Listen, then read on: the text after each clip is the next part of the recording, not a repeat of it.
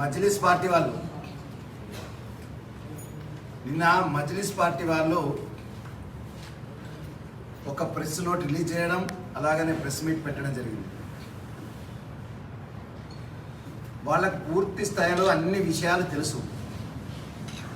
గత 25 సంవత్సరాలకెళ్ళి కరీంనగర్ నగరంలో ఉన్న నడిబొడ్డున ఉన్న ప్రధాన కూరగాయల మార్కెట్, ఈ ప్రధాన కూరగాయల మార్కెట్ నేను పుట్టకముందు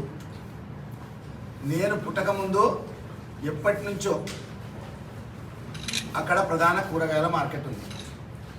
ముఖ్యంగా నేను ఏం చెప్తున్నా అంటే, ఈ వివాదం అనేది ఎప్పుడు మజ్లిస్ పార్టీకి గుర్తుకొస్తుంది, ఎన్నికల దగ్గరకు వస్తున్నాయి. గత 2002లో స్వయంగా రాష్ట్రానికి సంబంధించిన న్యాయస్థానం, ఆంధ్రప్రదేశ్లో ఉన్న న్యాయస్థానం అప్పుడు ఒక తీర్పు ఇచ్చింది. ఈ ల్యాండ్ మున్సిపాలిటీదే. దాని తర్వాత వెంటనే వక్ఫ్ బోర్డు వాళ్ళు సుప్రీంకోర్టుకు పోవడం జరిగింది. సుప్రీం కోర్టులో కూడా చాలా స్పష్టంగా ఆర్డర్ ఇవ్వడం జరిగింది. ఏంటంటే సుప్రీంకోర్టు జడ్జెస్ కూడా, హైకోర్టు జడ్జెస్ కూడా ఆర్డర్ ఇచ్చారు. ఏంటంటే ఈ భూమి మున్సిపల్ కార్పొరేషన్ది. ఒకటి సుప్రీంకోర్టు ఆర్డర్, ఇది హైకోర్టు ఆర్డర్, ఇది సుప్రీంకోర్టు ఆర్డర్. 2 ఆర్డర్లు కూడా ఈ దేశానికి అత్యుత్తమ న్యాయస్థానమైన సుప్రీంకోర్టు కూడా ఈ భూమి మొత్తం కూడా నగరపాలక సంస్థకు సంబంధించిందే. దీన్ని ఏ రకంగా నగరపాలక సంస్థగా చెందింది? ఇది ప్రజల చెమటతోటి, రక్తంతో ఒక్కొక్క రూపాయి జమ చేసి ఇంటికి ట్యాక్స్ కట్టిన పన్నుతోటి కార్పొరేషన్ పర్చేజ్ చేసింది, మున్సిపల్ పర్చేజ్ చేసింది. పర్చేజ్ చేసిన ల్యాండ్ కార్పొరేషన్ది. ఈరోజు నేను అడుగుతున్నా అసదుద్దీన్ ఓవైసీని, ఎందుకంటే వాళ్ళు అసదుద్దీన్ ఓవైసీ పార్లమెంట్ సభ్యులు అసదుద్దీన్ ఓవైసీ సూచన మేరకు అంటే ఈ తతాంగం అంతా కూడా అసదుద్దీన్ ఓవైసీకు తెలుసు. వాళ్ళు ఇచ్చిన ప్రెస్ నోట్లో అసదుద్దీన్ ఓవైసీ గారికి తెలుసు అని నేను ఒక విషయాన్ని అడుగుతున్నా అసదుద్దీన్ ఓవైసీని. ప్రశాంతంగా ఉన్న కరీంనగర్ను రెచ్చగొట్టే ప్రయత్నం చేస్తుండ్రా? ఇక్కడ హిందూ ముస్లింలు చాలా చక్కగా కలిసి నివసిస్తారు. ఇంతకుముందు ఈ వక్ఫ్ బోర్డు ల్యాండ్, మున్సిపల్ ల్యాండ్ అని చాలా సందర్భాల్లో గొడవలు అయినాయి, ధర్నాలు చేయడం జరిగింది. దానికి సుప్రీంకోర్టు ప్రత్యేకంగా ఒక ఆర్డర్ ఇచ్చింది అసదుద్దీన్ ఓవైసీకి తెలియదా అని నేను అడుగుతున్నా ఈరోజు. ఇవి మానుకో, ఖబర్దార్. ప్రజల సొమ్ముతోటి కొన్న ప్రాపర్టీ అది. ఓట్లస్తే రాజకీయాలు చేస్తుంది మజ్లిస్ పార్టీ. ఓట్ల కోసం రాజకీయాలు చేస్తే సహించాం. ఒక్కొక్క రూపాయి జమ చేసిన డబ్బులతో కొన్నదంటే అది మాకు తల్లితో సమానం. ఆ భూమి మాకు తల్లితో సమానం. దాన్ని కాపాడుకునే బాధ్యత మా పైన ఉంది.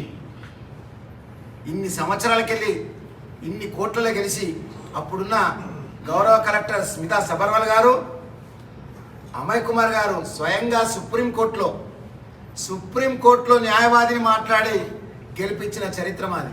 అప్పుడు నేను కౌన్సిలర్నే, కార్పొరేటర్ను. ఇప్పుడు కూడా అదే డివిజన్కు సంబంధించిన కార్పొరేటర్గా నేను ప్రాతినిధ్యం వహిస్తున్నా. కాబట్టి నా బాధ్యత. నేను ఒకటే మాట చెప్తున్నా మజ్లిస్ పార్టీ వాళ్ళకు, ఖబర్దార్ బిడ్డ. ఎన్నికలు వచ్చినాయంటేనే మా ఓట్లు, మేము చెప్తే ఓట్లు, మాకు ఈ ప్రాపర్టీ కావాలి, ఆ ప్రాపర్టీ కావాలని అడిగితే ఊకునేది లేదు. ఒక్కసారి తీర్పు ఇచ్చినాక మీకు హక్కు లేదు దానిపై. రెండవ విషయం చెప్తున్నా, మీరు ఎన్ని రకాలైన రిప్రజెంటేషన్లు గౌరవ కేటీఆర్ గారికి ఇవ్వండి.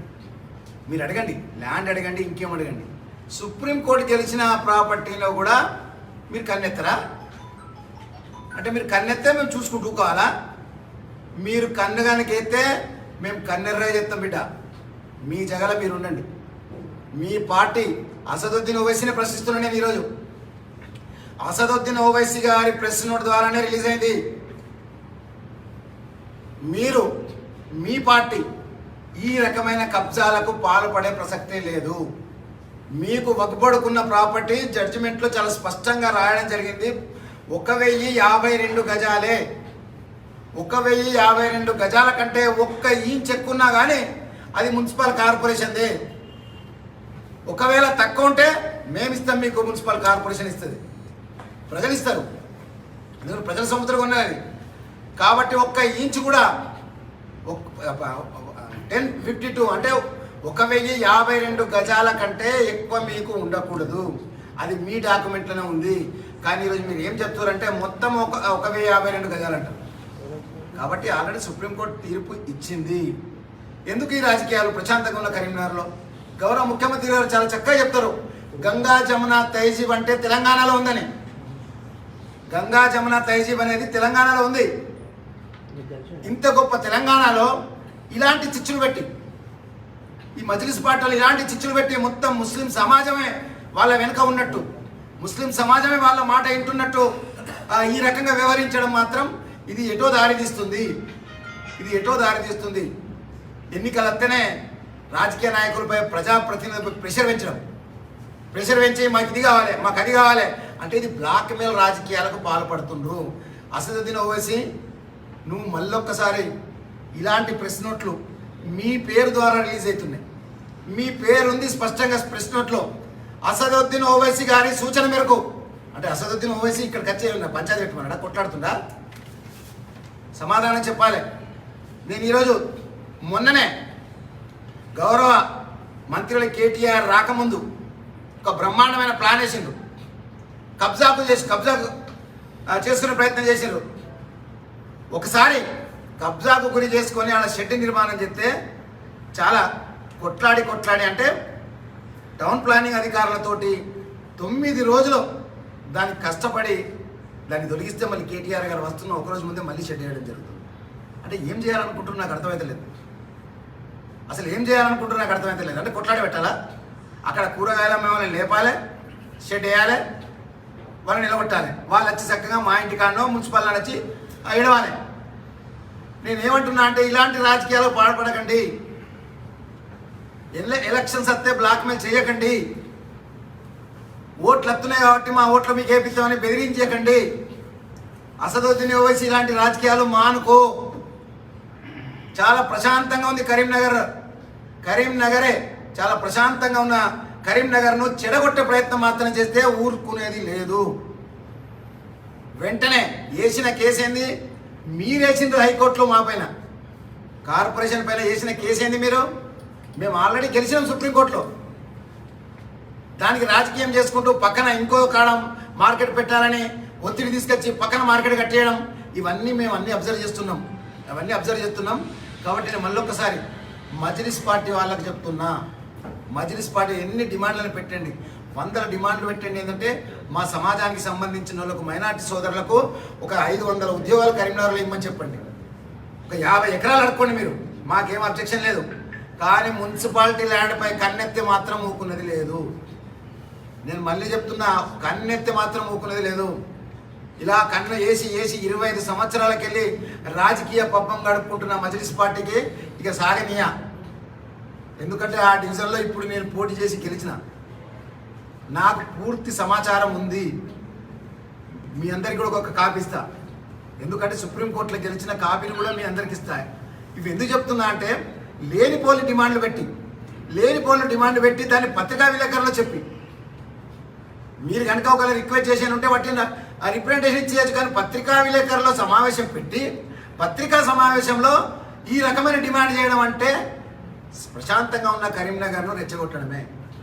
దయచేసి ఇది గమనించాలి. ప్రశాంతంగా ఉన్న కరీంనగర్ను రెచ్చగొట్టడమే. అసదుద్దీన్ సమాధానం చెప్పాలి దీని మీద. కరీంనగర్ గురించి మాట్లాడాలి. కరీంనగర్ అసలు ఏంది మీ డిమాండ్? ఇది వక్ఫ్ బోర్డుకు ఉన్న ల్యాండ్ ఎంత, కార్పొరేషన్కు కొన్న ల్యాండ్ ఎంత? కార్పొరేషన్కు 1 ఇంచు కూడా కబ్జా కానీయం. కబ్జా చేస్తే మాత్రం ఖబర్దార్, ఎవరైనా కానీ ఊరుకునేలేదు. వాళ్ళు మజ్లిస్ పార్టీ కానివ్వండి, ఇంకే పార్టీ కానివ్వండి, ఎవరైనా కానీ మా ప్రాపర్టీని, మా తల్లి లాంటి ప్రాపర్టీని, తల్లితో సమానం మా ప్రాపర్టీ, నగరపాలక సంస్థకు సంబంధించిన 1 ఇంచు భూమి కూడా ఇచ్చేది లేదు. ఖబర్దార్, మీరు మార్చుకోండి. సుప్రీంకోర్టులో గెలిచిన సంగతి కూడా మీకు తెలుసు. కానీ రాజకీయంగా పబ్బం గడకడానికి ఇలాంటి డిమాండ్లు అనేది పూర్తిగా వ్యతిరేకిస్తున్నాం. మేము దీన్ని ఖండిస్తున్నాం. అసదుద్దీన్ గారే దీనిపై సమాధానం చెప్పాలని మేము డిమాండ్ చేస్తున్నాం. హాయ్ ఫ్రెండ్స్, మా టుడే టుమారో యూట్యూబ్ ఛానల్ చూస్తున్నందుకు చాలా థ్యాంక్స్. మరిన్ని లేటెస్ట్ వీడియోస్ కోసం వెంటనే సబ్స్క్రైబ్ చేయండి. అలాగే ఈ బెల్ ని కూడా రింగ్ చేసేయండి. మా నోటిఫికేషన్స్ అన్ని మీ మొబైల్లో వస్తాయి. అలాగే మా వీడియోస్ మీకు నచ్చితే లైక్ చేయండి, షేర్ చేయండి, నచ్చకపోతే కామెంట్ చేయండి.